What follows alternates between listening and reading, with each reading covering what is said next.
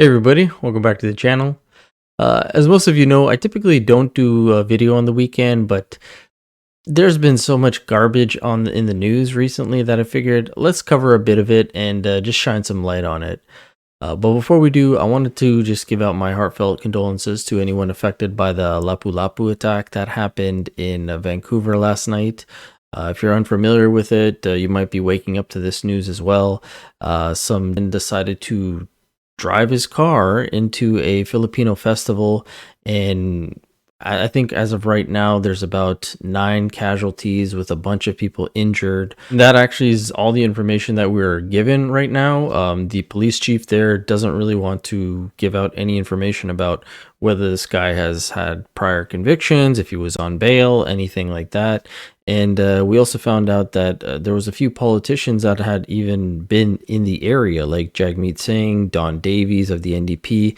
They were actually at this festival earlier in the day before this took place. You learn about what just happened. And having been at the Lapu Lapu festival, this was a festival with kids there, with families there, and then a vehicle drove through and killed and injured people there. I don't have the words to describe. And then I had a booth here. So I stayed at our booth till about 2 o'clock, and thousands of people were here, and there was hundreds of booths of small business and food trucks, and there was a number of stages where there were performances. And at 2 o'clock I left to go knock on doors and working in the election. And I was having dinner at 8 o'clock at Mamel's restaurant on Fraser and 24th when I started seeing all the vehicles come by. And it was pretty apparent this was no normal thing that happened. So now, to my surprise, this man actually survived the crash, and the other people that were at the festival actually apprehended him and held him until the police arrived.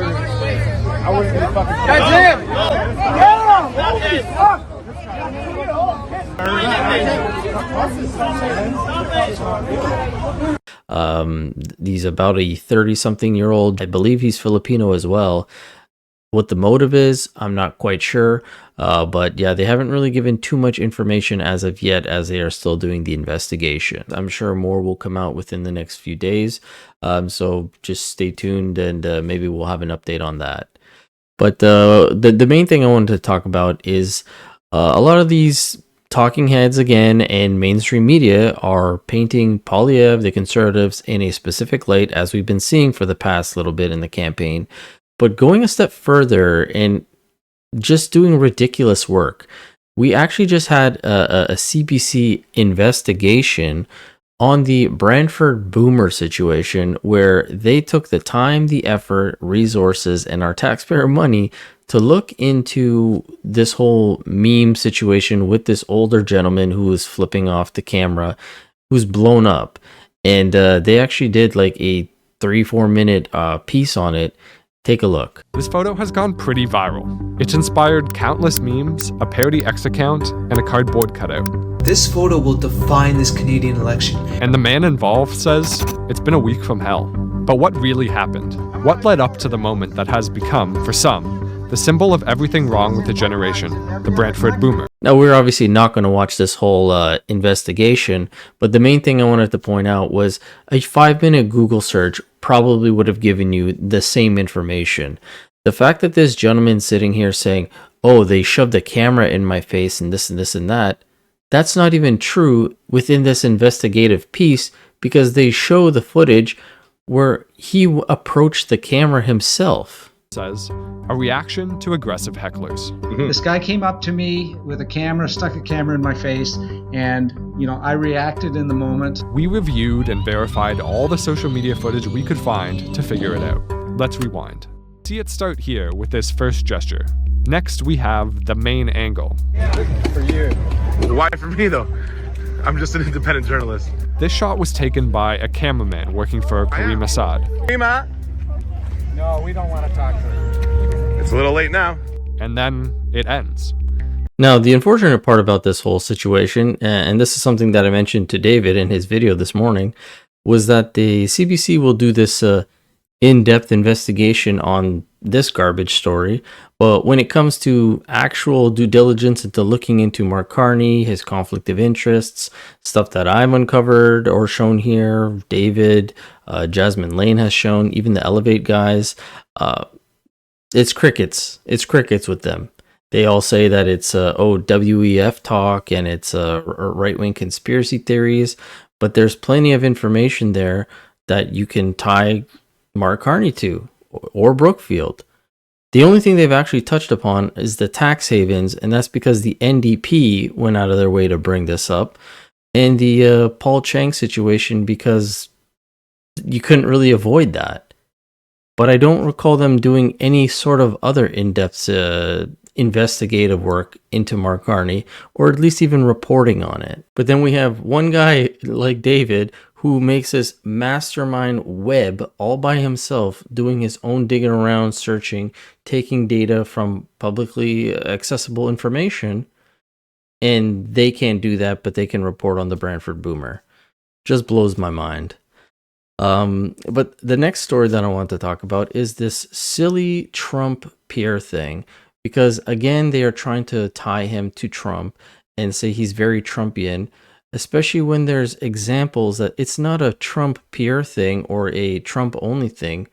Many politicians do this. And what I'm talking about is the other day when Pierre pulled his airplane at the hangar, came out, had a rally with his plane behind him, and everyone was saying, ooh, this is a bad look. Seems like this is a Trump thing. And if you were watching the CBC, Greg, the liberal, this is something that he decided to bring up. Lisa Raitt, former cabinet minister, was quoted this week as saying, they're hearing on the doorsteps that the leader is a bit of the issue. And then we see the visuals from the rally in Calgary today, where Poilievre is standing in front of a plane with his own big name on it, similar to a politician from the United States. The whole visuals of that airport rally, I looked at that and I thought, this really reminds me of a Trump rally. And for a campaign that has struggled to define itself, through Donald Trump and away from Donald Trump, it was a really, really strange choice, I guess. It seems like every day these guys are trying to tie Trump and Pierre together just to help Mark Carney. Even to the point where the Toronto Sun is putting out a opinion article saying all Pierre Poilievre had to do was strongly oppose Donald Trump, which he has. He's basically opposed him as much as Carney has, but it goes on to say, it's a reminder that sometimes a campaign is won or lost not on who makes the better argument, but on which argument voters choose to care about the most. With this logic, Pierre and any of the other candidates shouldn't even have bothered with the campaign. They should have just went out there and said, Trump, crisis, and they probably would have got the votes too. Do you see how stupid this is? But going back to this whole plane situation, as you can see here, Pierre Poilievre, they took a picture of him in front of his plane at the rally, and people were saying, oh, reminds me of something. Oh, I did not expect to see this imagery at Calgary rally, quickly followed by photos of Trump doing the exact same thing.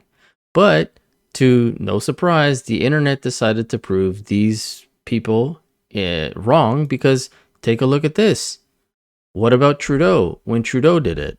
Was that very Trumpy? Or was that okay because it was a liberal doing it?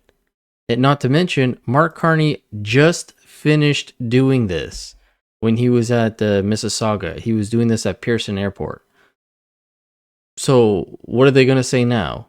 That this was a Trump-like thing? Or only when Pierre does it, it's Trump-like? Not to mention, Kamala Harris also did the exact same thing. I would play this, but I got to mute it because they're playing Beyonce in the background. Look at this. Ginormous hangar. And what's in the background there? The Harris campaign plane. So the fact that the mainstream media wants to continuously pair Pierre with Trump, it proves to us that the bias that we already know. And it's very sad that these are the people that are using our taxpayer money to fund this garbage. And you can't even leave comments still on the CBC's YouTube page. Like, it still blows my mind that channels like CBC, CPAC, even PBS in the States, their YouTube channels, you can't leave comments. Why can't you leave comments on places that are getting taxpayer money to allow them to present us with this propaganda garbage? They should be able to be accountable, and then they have all the gall to complain about Rebel News and all this independent media, yada, yada, yada. It's just extremely frustrating. But as always, with that being said, let me know what you guys think about all this in the comment section below. Hopefully this didn't take up too much of your time today. Hope you enjoy the rest of your weekend. And as always, I will catch you guys on the next one. Next one will most likely be covering the election as it is tomorrow. Until then, you guys enjoy the rest of your day. Talk to you later.